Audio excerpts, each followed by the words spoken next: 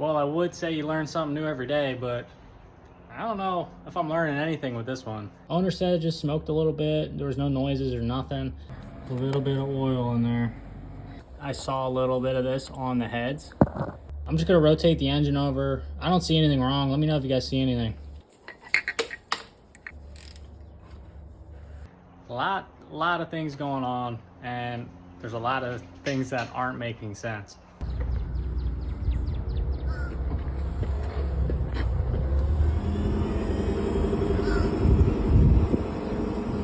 So I just picked up this 4.6 out of an Aviator.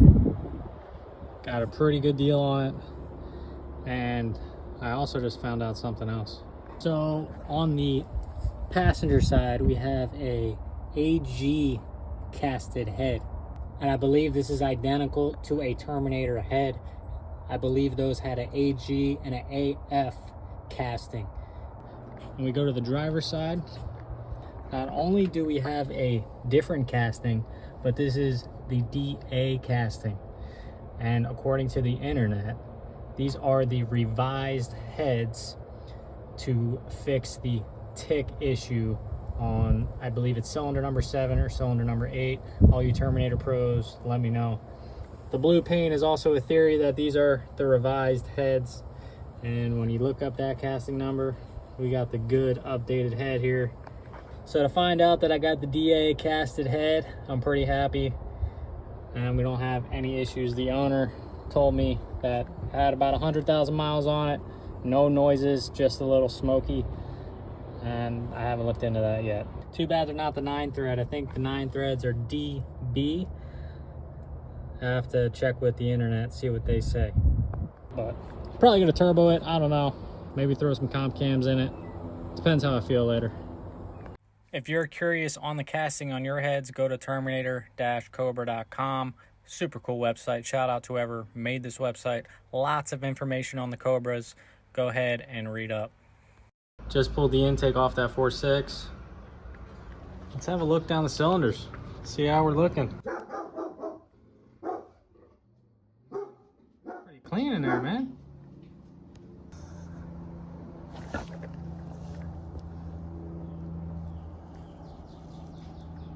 So this is the only cylinder I see a little bit of oil in there. You see that oil on the top of that valve? At least it looks like oil to me. So just tore off the heads on this 4.6. The seller told me, you know, it ran fine, no noises. He just said it was a little smoky. All right, cool, you know. Got a good set of heads, no bent valves, nothing like that. We good.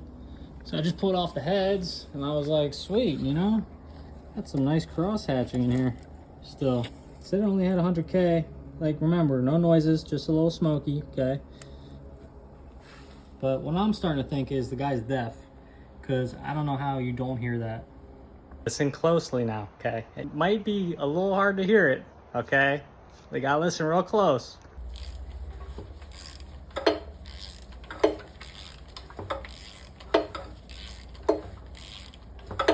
I don't hear anything. Maybe a loose wrist pin.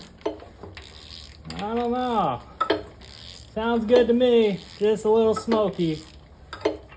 I mean, if you would have told me like, yeah, the engine kind of sounds funny or whatever, it's making a noise, I'd be like, all right, you know, I'd still buy it off you knowing that. But that just goes to show, even if he had no idea, okay, maybe he was deaf, whatever. You don't know what you got until you rip into it. You don't know what's going on. That's why with transmissions, I explain this all the time.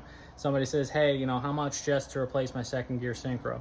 Well, you know, all the other components have the same mileage. Just because second gear went out doesn't mean that the other components, third gear, fourth gear synchros, are close behind them. That's why I recommend doing a rebuild kit while it's apart. But back to my point, I mean, you just don't know what you got until you take it apart. It's that simple. It's that simple. And I know what I got now. I got nothing. I got a set of heads. I was hoping for a nice short block. I don't think that can be bored out. If so, I have to go 60 over. then it's not at that point, no, I'm good. It is what it is, man. You win some, you lose some. But I just wish people had more integrity and honesty and they knew what they were talking about. Nothing you can do, just gotta keep moving forward. Well, I just pulled the oil pan off this thing. It didn't even fight me. And I was looking down in here and it was as I suspected. Now for reference, you see how you can't see the end of the wrist pin in there? Right there. She's about to come out. First rod cap coming off here.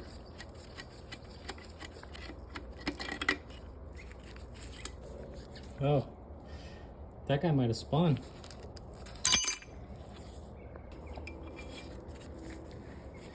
Yeah, I'd say so. What of the crank? Looks all right. Maybe just got some shit in there. Maybe from the timing chain guides, because one of the guides was in the oil pan. Somewhere in there. Might have it in the trash can.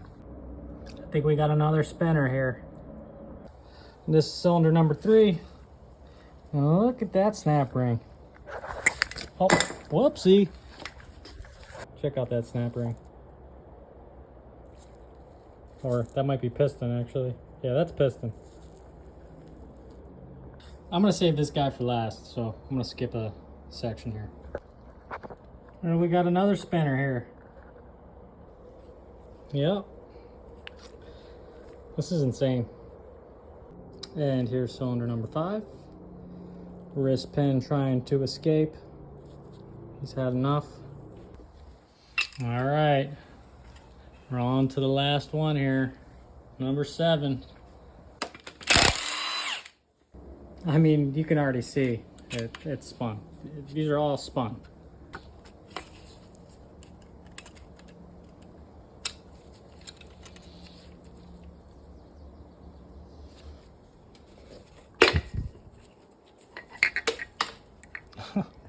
That was a snap ring.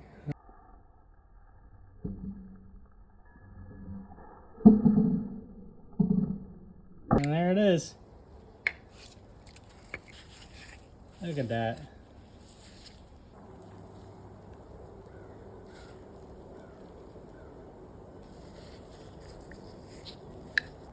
I'm really surprised that this crank is okay, at least for the raw journals, but this doesn't make sense. I never seen every bearing look like that before. Usually it's 1 or 2. But check out this end play with the crank. Not sure on the specs, but I feel like if you can see end play, it's probably a little too much.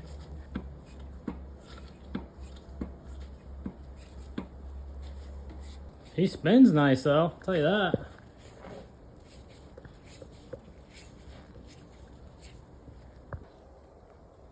Got a winner here.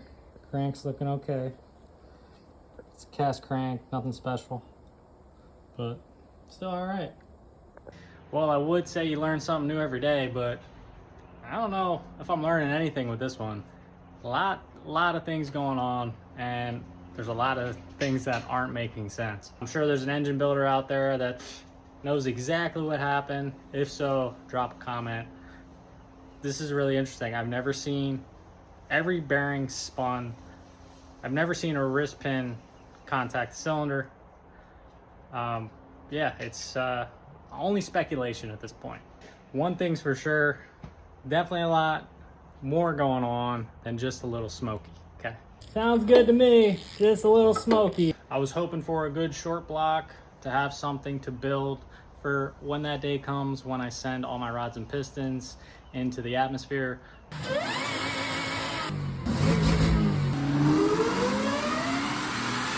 I'll have something built, ready to swap in my Cobra, but I don't really want to go this route with this block. It's gonna need a sleeve, and usually that takes a lot more work.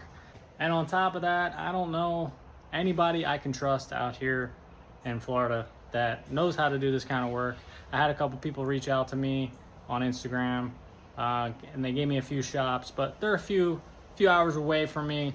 So I just want to start with a clean block. I'm gonna get rid of this one, sell it, and try to get some of my money back. I really can't make sense of this. Usually if something fails like this, we'd see some rainbow coloring, lack of oil, but that all looks fine. There's no discoloration. The crankshaft journals are fine. You could probably get away with polishing them, although I haven't spec'd them out, but for all the bearings spinning on the rod journals, it looks great. Unless it happened like instantly, and they shut the car off right away. Even at that point, I still feel like you would see some heat marks. You know, we really would have had a good block if that didn't happen. Like I said, I've never seen a wrist pin do that before to a cylinder. How it got worn out, why it got worn out, that's a new one for me. But that's definitely a pit. I almost thought it was aluminum because I'm going to show you the timing chain guide in a second. But all of these bearings look like they have spun. My neighbor did mention it's possible that somebody went in here, there was a noise in the motor, they thought it was rod bearings, they went in there, changed the rod bearings, they were the wrong rod bearings. Not an engine builder, don't do this day in and day out. And if I did, I'm sure I would be able to tell the cause of what happened. But these bearings look like they have the Ford F9ZE-AA number on them, and just telling by the wear, I don't think that they were changed. Even I believe that's a date code too, and it's 2003 motor. You guys saw the crank. I mean, just probably needs a good polish, not just a little touch up. I can just barely feel some of these with my nail, just barely feel it. But for what happened, I mean, got lucky. It has kind of an aluminum color on those bearings where it was worn into, and I'm kind of suspecting that, I'm going to show you the timing guide at this point. I'm kind of suspecting that the material from the timing chain guide came off, obviously, and worked its way into the rod bearings. But why the main bearings aren't the same way? So here is the chain guide, and you can see that the chain did some work. Shelby did as well with his hair, but it did some work to this. And I found the actual plastic piece that snaps in here in the oil pan. So this might have been the start of it all, and this might be the material that we're seeing that got inside the rod journals. Well, that's that. Got all my parts. The only thing I really got good out of that was a set of heads, and I was hoping for a little more, but win some, you lose some. And not sure if I'm going to get rid of those heads, sell them, or rework them and have them on the shelf for when I find a nice block that I can work with. So did I get scammed? In a way I did, but at the same time, for the price I paid for all this, you know, it kind of equaled out. What really gets me is the guy looked me in the eye and told me that it was just Smokey, when obviously you have like a whole handful of other problems going on with this thing, whether he knew or not, whether, you know, this was just sitting in his shop and he made up the story. One way or another, only fault is mine for going and buying a used motor for a good price. That was probably a little too good to be true, but we know all the truth at this point. So if you're out there selling parts or moving parts on Marketplace or Craigslist or eBay or whatever, man, just tell the story straight. Save us all the headache. A little bit of honesty goes a long, long way. And the same thing with if you're bringing your car or your motor or your transmission to somebody to rebuild it, tell them the story straight, because it's going to save him a lot of time. It's going to save you a lot of money, and you don't really get anything out of it about lying about the story, other than, you know, maybe if it was your fault and you don't want to admit it. But at the end of the day, I want to know the problem with your transmission. If you could tell me as much information as you can before I take your transmission down, that will save you a lot of headaches. To give you an example, if you bring me your transmission, you say it's not going into gear, I'm locked out of my gears, you know, it needs a rebuild. Okay, drop it off. I open it up, everything looks fine. I send it back to you. You put it in the car. You tell me that it's still not going into gear. I still got the same problem. You know, what the hell's going on? Well, the part that you forgot to tell me was you put in a new clutch cable, or you put in a new slave cylinder, and you either didn't adjust the cable right, or you didn't bleed the system out, and your clutch won't release, and that could be your problem all along. So that's saving you time and money right there by telling the story straight. Well, what do we learn?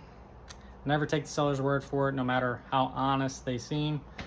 Do your own research, know as much information as you can about the part or the thing you're buying, and that's the best you can do. Try to get it for the best price. Take as much tools with you as you can. You know, if you got a bore scope or something, that'll help. You can look down the cylinders, but what ultimately is the big takeaway here is you don't know what you got until you take it apart and inspect everything. I'm left with a block that needs a sleeve. This is probably all going in the trash. Main cap's going back on the block. Crankshaft, worth a couple bucks, 50 bucks. Maybe I'll just throw it with the block itself. I got a whole bin of Cobra dress. I got timing cover, oil pan, accessories, fuel rail, harness. All I really need to find is a good 4.6 long block, even a short block, and I can get it honed. Hopefully it only needs a hone. That's what I'm really looking for. Somebody to hone it out. Put a standard forged rod and piston crank in there, and you know, got the heads. Build those heads up. Clean these parts up. I'll have a nice Cobra long block for my Cobra or for another build. Until then, guys, thanks for watching. See you on the next one.